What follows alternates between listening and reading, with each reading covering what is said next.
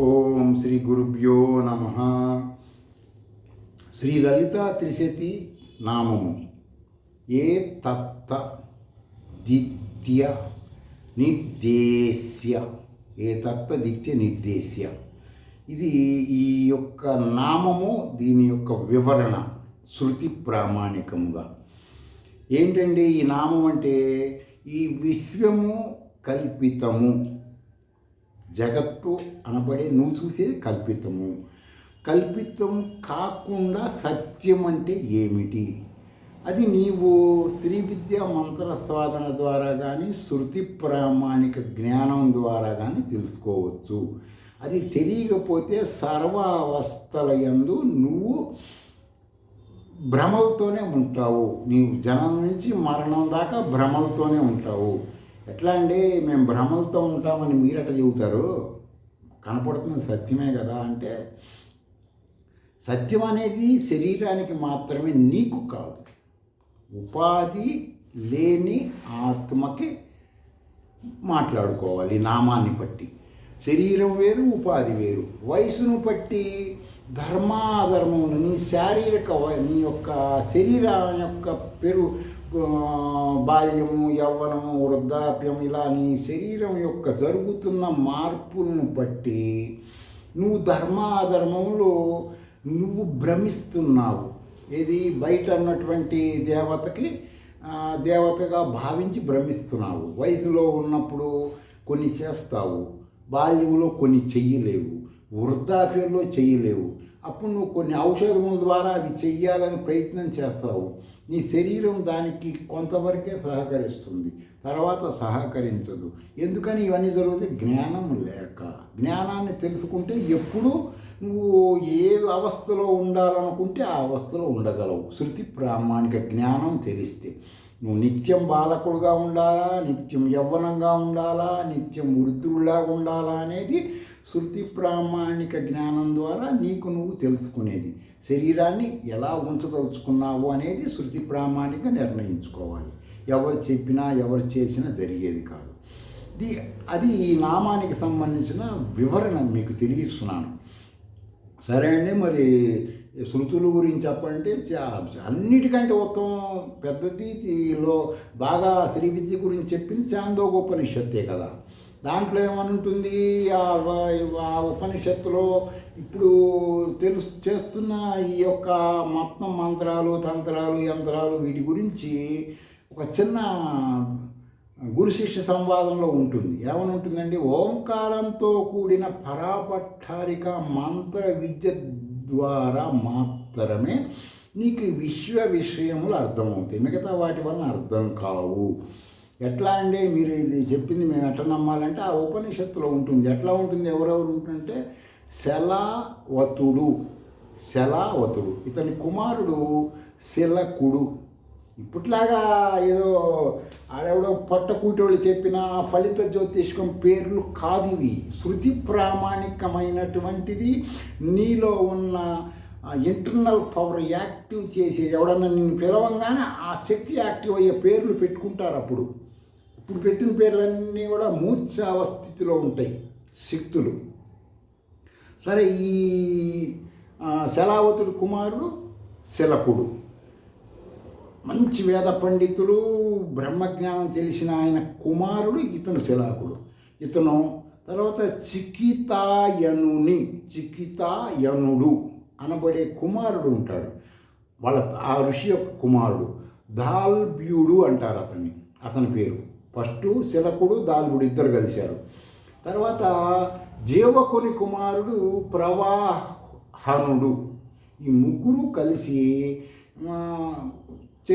కూర్చొని మనం శ్రీ విద్యలో వచ్చాం కదా, ఓంకారంతో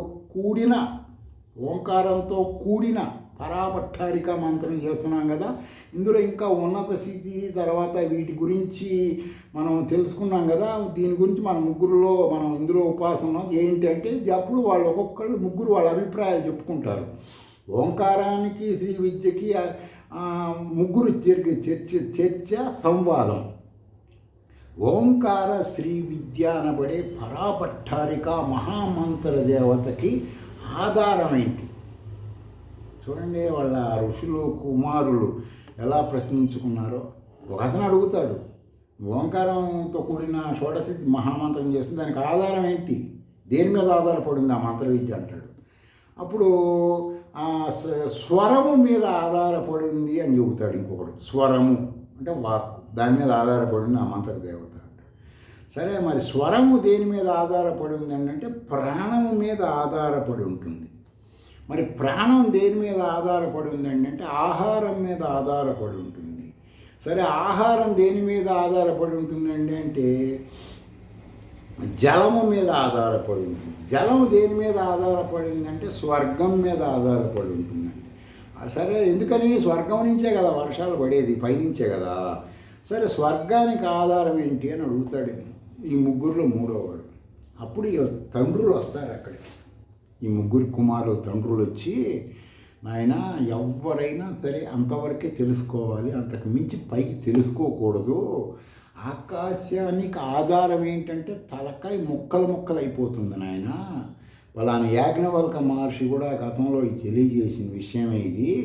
కాబట్టి ఆకాశం వరకే మానవుడు తెలుసుకోవాలి. ఎందుకంటే ఆకాశం వరకే తెలుసుకోవాలంటే మెడకాయ మీద తలకాయ ఉంటుంది కదా, తలకాయకి పైన ఉండదు కదా. నువ్వు తలకాయ పైన ఏముందని నువ్వు చర్చా సంవాదం చేస్తే వితండవాదం అంటారు కదా. వితండవాదం చేయటం పదబంధనములో విశ్లేషణ తెలుసుకోవాలి కదా. ఎక్కడి నుంచి వచ్చాము, ఎక్కడికి పోతున్నాము, ఏంటి మనం అన్నటువంటి విషయాల గురించి మాట్లాడుకునేటప్పుడు ఆ అర్థము లేని వ్యర్థమైన మాటలు, దాన్ని మూర్ఖుల్లాగా మాట్లాడకూడదు కదా. ఆకాశం అంటే ఏంటి? పరబ్రహ్మము. పరబ్రహ్మం అంటే ఏంటి? ఓంకారంతో కూడిన షట్కూట నిలయ రాజరాజేశ్వరి. రాజరాజేశ్వరి ఓంకార మంత్రం అంటే ఏంటి అంటే నీ ఉపాధి లేని నువ్వే అది. ఉపాధి లేని నువ్వే అది. మరి ఈ విధంగా నీ గురించి నువ్వే మూర్ఘంగా మాట్లాడుకుంటే ఏం జరుగుతుంది? విరుద్ధంగా జరుగుతుంది కదా. ఈ విధంగా వాళ్ళ ముగ్గురు శ్రీ విద్యా మంత్రం గురించి కానీ, ఈ నామంలో ఉన్న దేవత గురించి కానీ అనేకమైన భారతీయులకి ఈ యొక్క జ్ఞానం తెలియచేయాలని ఆ ఉపనిషత్తుల ద్వారా తెలియచేశారు. కాబట్టి ఈ మంత్ర సాధన గురించి ఎవరైనా శ్రీ విద్య పూర్ణదీక్ష తెలుసుకుంటే దాంట్లో కరిగిపోతాడు వాడు. ఆకాశము, దాని కింద ఉన్న లోకములు, ఆకాశానికి పైన పక్కన ఉన్న లోకముల్లో మొత్తం వాడికి తెలిసిపోతుంది. క్లుప్తంగా నేను చెప్పగలుగుతున్నాను. పూర్తిగా చెప్పాలంటే మీరు ప్రస్థానత్రయం ద్వారా తెలుసుకోవచ్చు. కాబట్టి టోటల్గా నేను చెప్పగలిగేది ఏంటి, యావత్తు భారతీయ ఆధ్యాత్మికం ఇందాక ఒక వీడియోలో చెప్పినట్టుగా మీరు అవన్నీ చూసుకోండి. తర్వాత వచ్చేసి ఒక సత్యబ్రహ్మ అనే నామం కలిగిన ఒక ఋషి ఉంటాడు. అతను ఒక మంత్రం తెలియజేశాడు. నేను ఈ వీడియో చూస్తున్న వాళ్ళందరి కొరకు ఆ మంత్రం చెప్తున్నాను. ఆమనాయ మంత్రాక్షర ఉపనిషత్తులు ఇది ఉంటుంది. ఏమని చెప్పాడండి ఆయన? సిద్ధలక్ష్మి రత్నాంబ అనబడే మంత్రం చెప్పాడు ఆయన. ఈ మంత్రం చేసుకుంటే అత్యంత ఉన్నత స్థితికి అన్ని రంగాల్లో ఇళ్ళే మంత్రం అని చెప్పి. ఏంటండి ఈ మంత్రం అంటే హ్రీం క్లీం క్లిన్నే క్రోం నిత్య మదద్రవే హ్రీం నమః. ఈ మంత్రాన్ని సత్యబ్రహ్మ అనబడే ఋషి దీన్ని సిద్ధలక్ష్మి రత్నాంబ అనబడే నామముతో తెలియచేశాడు. ఇది శృతుల్లో ఉండే మంత్ర విద్య. తర్వాత దీనిని మీరు చేసుకున్నారంటే అన్ని రంగాల్లో అభివృద్ధి. ఇది ఏదో పురాణాల్లో మంత్రాలు కావు. సిద్ధలక్ష్మి రత్నాంబ మంత్రాక్షర ఉపనిషత్తులు ఇది ఉంటుంది, చూసుకోండి. కాబట్టి మిమ్మల్ని మీరు అంతసేపు కూడా మీలో ఉన్నటువంటి 30,000,000 మహామంత్ర దేవతల్ని గుర్తించటమే శృతుల ఆధ్యాత్మికం. అంతేగాని మీరు పరిగెత్తితే ఏ నాటికి ఏమీ ఉండదు. స్వస్తి.